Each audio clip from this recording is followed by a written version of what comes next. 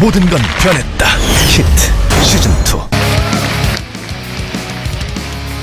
Welcome back, guys, to the SPL. We're in the midst of another great series here, 1-1. Not the best games in the world. A couple of stomps, I would say.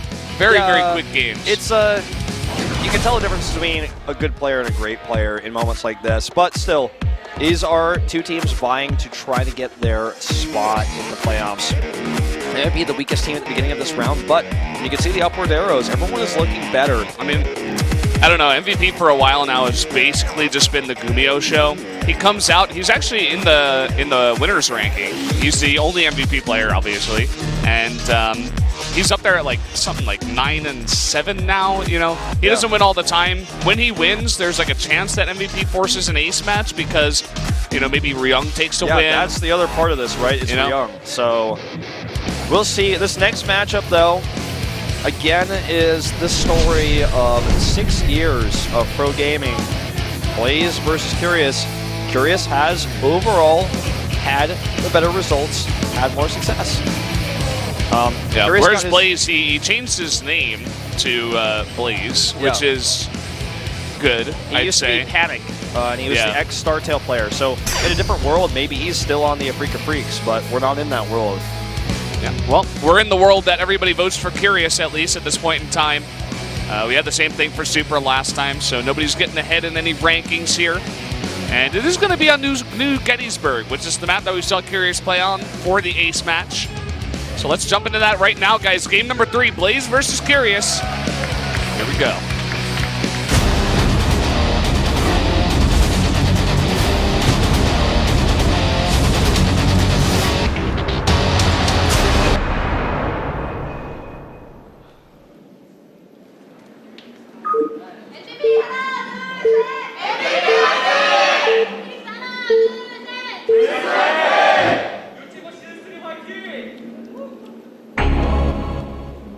Over here in the bottom left in the teal, the Protoss player from MVP, he's blazing it. It's Blaze. And over here on the right side of the map, in purple, it's Curious for the Freaks. Yeah. A very early probe goes out, by the way, and to the top. Is this going to be a Nexus first and a hidden base? Like, what is he doing? Or a proxy? Like, really? No, it's like too late for double gate, right? It's probably going to be triple gate if he does it. And no pylon. There it is. Okay. So here we go. A lot of people might be like, well, it's so late. How can it work? It's like, well, it doesn't matter because it's faster. That's why this is a thing. It's still going to be faster rallies. I think we're going to see triple gates. You have 15 probes. It's a much faster situation, obviously, on this map. And this is how you beat Curious, okay? Whatever build he had planned, it's not going to happen anymore. 1, 2, and 3. There you go. So it's triple gate proxy. This happens every now and then. In competitive play, people say proxies were dead after the new probe starting count. Nope, not true. Not here in Korea. And not for Blaze. He hides the probe. He sends it the long way. So Curious doesn't see this. Oh, wow, even a 4th gateway. What? Like, I don't even know if he can afford that, but let's see.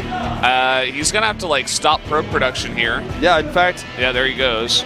He just waits for, it's going to be only Zealots. He hasn't taken a second gas, or a gas at all. So, only Zealots. Sits on 17 probes, 16 are mining back at home, full saturation. This probe harassment is actually significant because he will kill the drones faster. No. Well, this is how MVP gets into ace matches.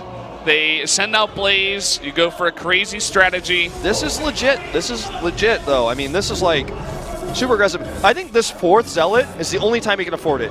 Right at that exact moment, and now he can only afford 3 gateway production, but he's going to have 1 extra Zealot. He paid 250 minerals for the 4th Zealot, basically, is what I'm saying. So he's going to have this 4th Zealot in just a second here, and then this is going to get out of control. He has not enough larvae. He has 3 larvae, 4 larvae. Even if he makes every ling and makes spines, he is in big trouble, man. 2 probes here as well. Immediate spine and 2 queens coming out. Good position on the spine. Yeah, he's going to need to do some stop position micro. Oh, nope, too late. He's going to fight with the drones instead. I'm surprised that Blaze does not just go for the spine. The probe goes down. Gets the full surrounds here.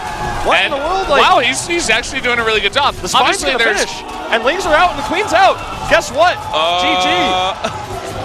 What in the world? There you go. Why did he target the spine, first of all, and he didn't micro against the drones? And, I mean, this game, I guess... He kind of just, like, threw in the Zealots. He's like, I guess I win. You're not prepared. No, you still have to micro, you know? He can still afford 4 gateways of Zealots. I guess I was wrong. I've never done this before. I've never seen this competitive play. I've only seen 3, so I was under the assumption that couldn't actually afford it, but I was wrong. The spine rerouting here, and the Queen's off creep for just a second. Needs to target that spine down, I'd say. It's going to finish, and he just kites with the Queens. Range units versus melee units. There's the kiting. Still a lot of Zealots coming up here. Well. There's the transfuse. Lings are fighting here. The spine's doing all the tanking, and... Spine goes down, and 4 more Zealots coming out, and only Lings on the map. I think he should have made another Spine Crawler, to be honest. I think the thing is he just has ranged Queens. If he just gets a 3rd Queen, the game ends. Speed is going to finish so he can counterattack, and all he has to do is just keep kiting the Zealots. And he's got a lot of Lings now, too. Yeah, he's going to fight, in fact, with weakened Zealots down here. I think this is actually held. Yep, it looks like it. The Lings going to be able to kill all these Zealots. They're all so low, all in the red. Yep, look, brings the Lings back. And lights out. 6 more Lings about to pop. He's not even going for the 3rd Queen. There's even 1 drone not mining. I think he tried to make a spine, but it like failed or something. He didn't have enough money. Now the drone's going back. And eventually the Zerg wins this. Like, this is actually just ranged versus not ranged, and the speed tech. And he can actually kill probes now, which means no more Zealots can be made. The fact that he can just go kill the pylon, right? Yeah. As long if there's no Zealots here. This is I don't know about this. He's gonna fight the Zealots with good numbers though, then run away.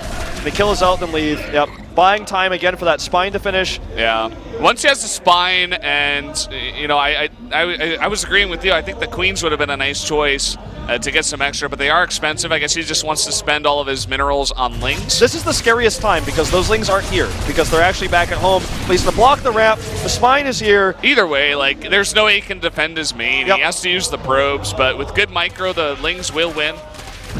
That should be game over. Queens get caught as he's microing the Lings though, and they're off creep for a second. Maybe he can snipe one. Nope, not even. Not quite. And that is it. What a weird game. Like, I can't remember the last time I saw this. GG. Curious with a nice hold there on that map. Doing exactly what he needed to do, and you know, one could argue that Blaze didn't exactly play that out the right way. Okay, 2 things. First of all, I think he has to kill the spine first. And he cannot be surrounded like that. He let himself get surrounded, literally. He just like walked in there and was like, here, surround my Zealots. The only way this works is if you get a tempo advantage and you just start to snowball it. But if you get nothing, it's like, yeah, okay, he still has 4 more Zealots coming. But what does he have then? Then he has Queens and he has a spine. And even if you kill one of the spines, you'll never kill Queens with good micro. They're too fast on creep. And they just kite the Zealots. Lings come out, drones are still mining. And yeah, both players have the exact same mining, but Curious has the defender's advantage. The Zealots, even though they're proxied, still have to walk across some terrain to get there, and also the Queens are ranged. It's like a tech advantage in Queens over Zealots, and there's no transition point. He can't just wall off the Zealots at the bottom of the ramp and make gas at home. That doesn't work either. His gateways are all out there. He's invested so much into this. There's no wall at home. And like the game was basically won, unless Curious made mistakes, the moment he got that drone surround. Pretty much, yeah. Would have been interesting to see if he had like waited for 8 Zealots, how that would have done, because Curious was going for a 3rd base, right? He wasn't going to make all that many Lings. Yeah, that's actually a good point. But that really is pretty. It's even more gimmicky. It's gimmicky. It's a huge gambit, right? That's when you're like really reaching. Well, I mean, if you have 8 Zealots, that's nearly enough to like just kill the natural hatchery and then force the 3rd to cancel, perhaps, which would put him in an interesting spot. But either way, not going to work out there for Blaze, and we are going to jump into the best match of the night, probably. Ryung versus Alive. Patience versus, not Super. Gumio was supposed to be a good map, and then Gumio just wrecked him. Yeah. And let's hope the same doesn't happen here. I mean, Alive is definitely the big favorite, I would say. Yeah, I got to go with Alive. Ryung's TBT, very impressive. He had a decent run versus Maru as well in a recent game. In reality, too. Yeah. Did lose that, but it was an impressive game that he played. If it was like any other mid-tier Terran, I would have to go with Ryung. But versus Alive, it's like, I mean, Alive is looking so good right now, tearing up his SSL group, playing incredibly well. First place. Yeah. playing incredibly well in SSL. I mean, in Pro League as well in recent times. Like round 2 was like his shaky time. It's like round 1 and round 3. I don't know what happened in round 2 there, but like he was very strong at the beginning of Legacy, very strong where we are currently in Legacy. So I think that his style as well is aggressive style, just dropping, taking the early.